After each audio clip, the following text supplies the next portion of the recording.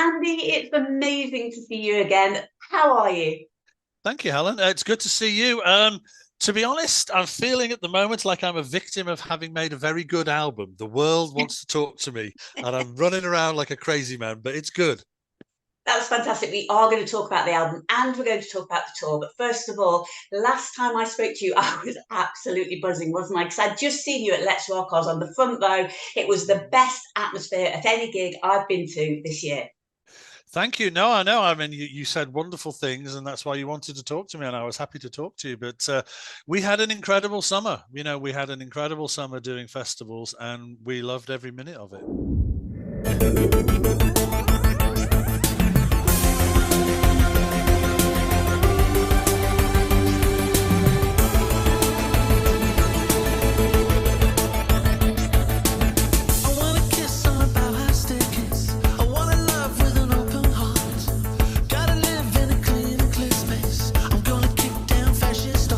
So, the new album, I believe that you wrote the new OMD album during lockdown. Did the songs come easily to you? Uh, at my age, songs do not come easily anymore. It's harder and harder to go inside your head and your heart and find stuff that's good. And the reality is, not everything you do is gold. 9 times out of 10, actually, you bin it, or you put it to one side and say that's not completely working. But the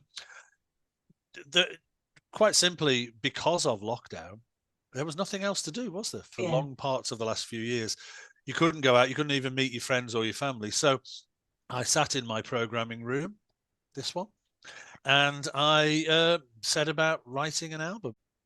What tends to happen is you put things into a file, and every now and again you go and have a little look to see if there might be something you go to look.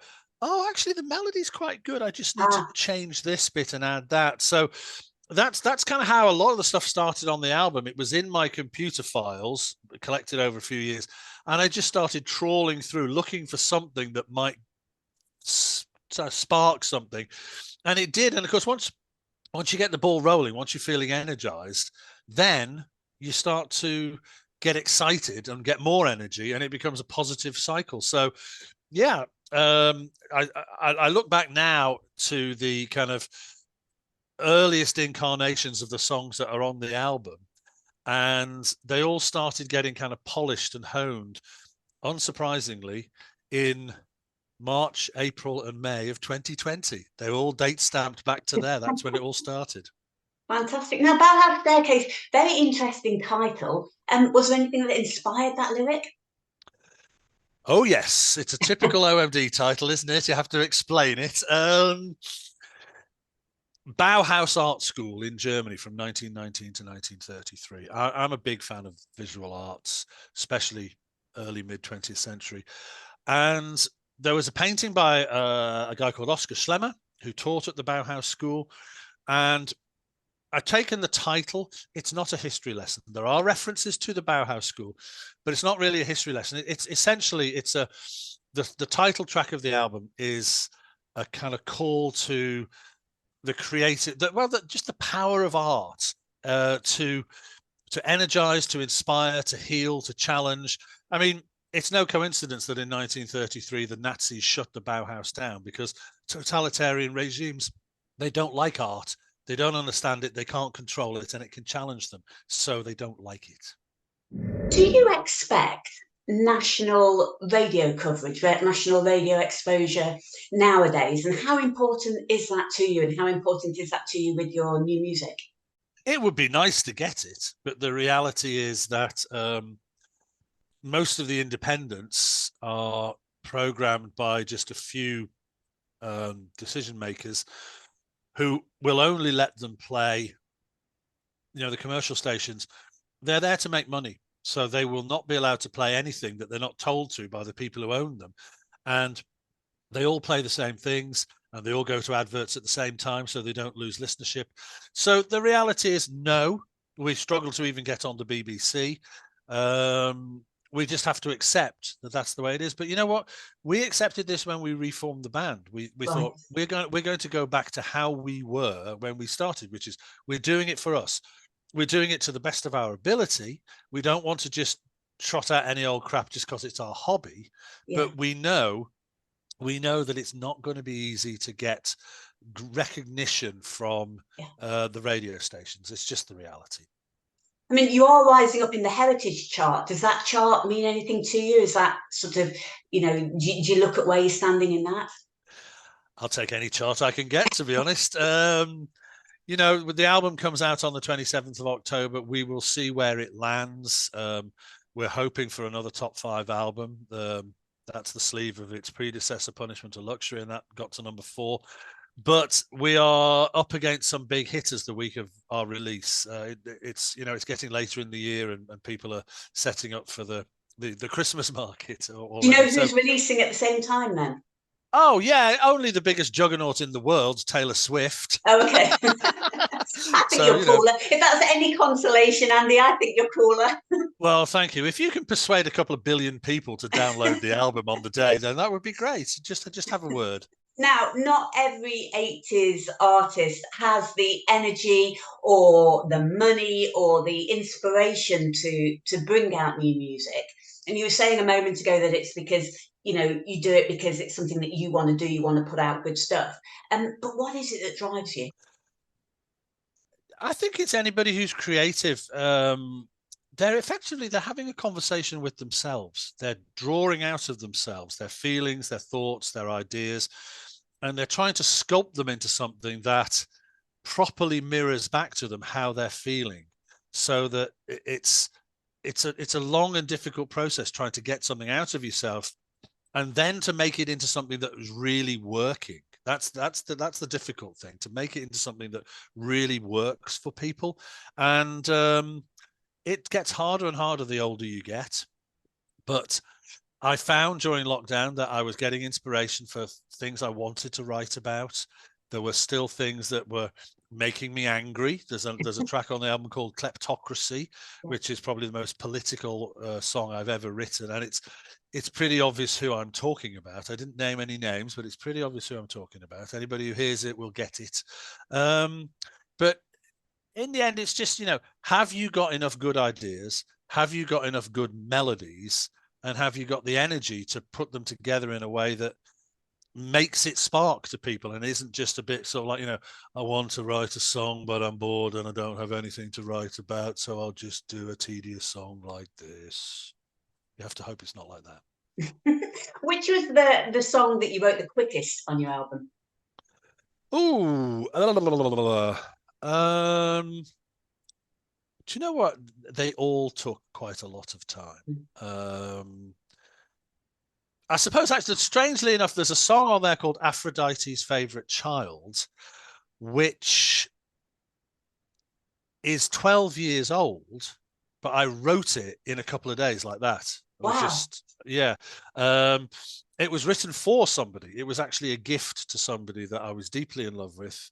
Oh. Sadly, in the end, it didn't work out. Oh. And just, thank you. And just recently. Does this person know that you wrote it for them?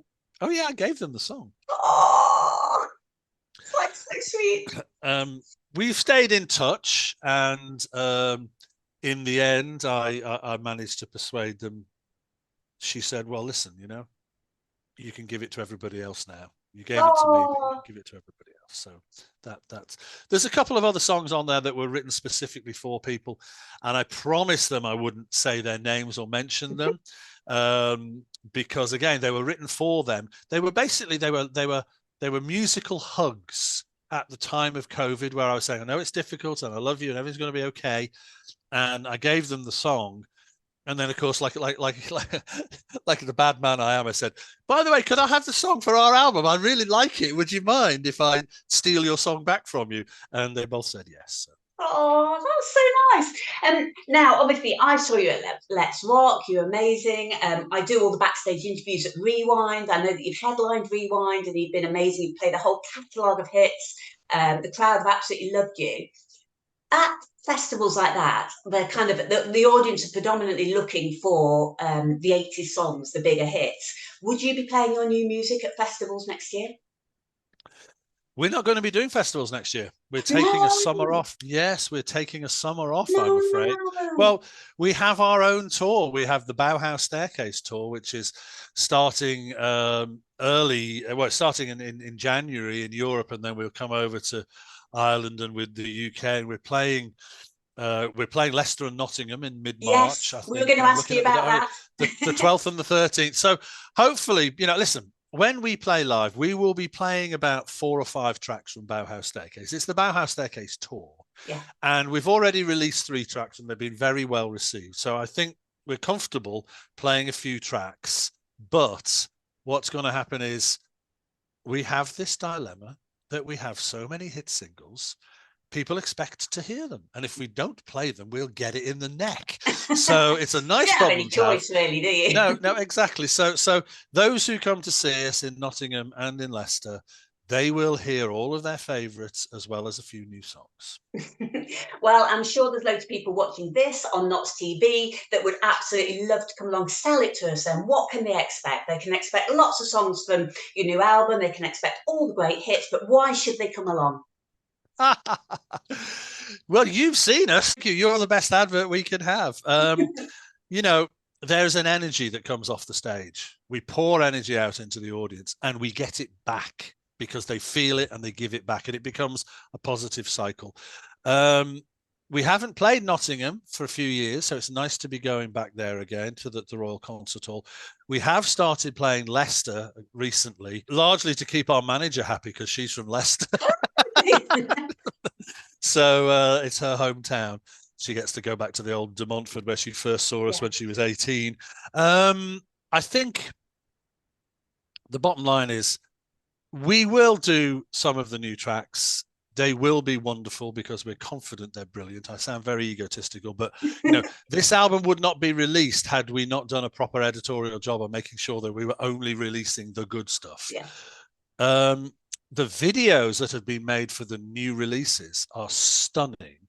And we're going to ask the guys who've made the videos to modify them slightly so that we can utilize them on our big screens on stage. Oh. So that there will be, just like when we play at Rewind, or Let's Rock, there will be a video screen. You have to balance it because when you watch a promo video for a single, it's edited quickly, it's dynamic. If you do that on a screen behind you on stage, it's too fast. It needs to slow down. And also you want people to watch the band, not the big telly behind them. Yeah. So we will re-edit our videos, but the videos look stunning. And so the visuals will be strong. I will be doing my usual idiosyncratic dancing, and we will kick ass like we always do. We love the dancing. We love the dancing. Thank you. Now, I just can't wait. So for anybody that is watching, I'm a bit of a newbie to the OMD scene live, and gosh, just blown away.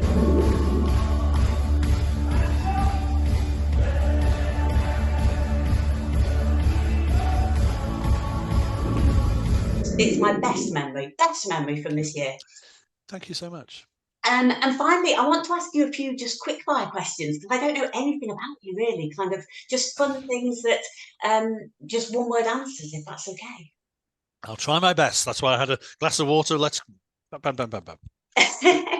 Okay, what is the last thing that you ate before this interview? Ham sandwich. What was the first text message you received today? It was from my press organizer giving me a Zoom link code that she'd been unable to email me. Where was the last place you drove to? The last place I drove to myself, I'm trying to think now. I think it was probably Liverpool city centre, and it was 4 months ago. Whoa, really? Mm-hmm. The life of being a pop star, being shown everywhere. No, it's the life of having a very heavy right foot and getting banned from driving for 6 months. Oh. Mm-hmm.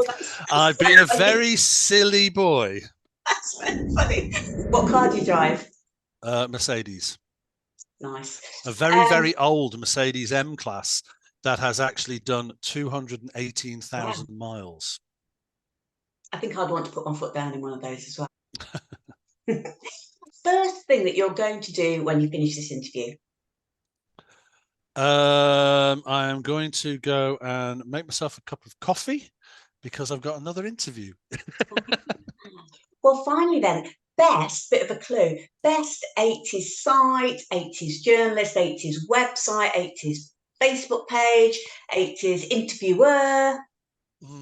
Well, I got a soft spot for that Helen woman from Loving 80s Music. We love you, Andy. Thank you so much. Can I just say, when you come to Nottingham, what is the chance that I'll be able to come backstage and say a quick hello? Well, we are intending to operate the COVID protocol, but if you're masked up in a hazmat suit and properly disinfected, we'll let you backstage.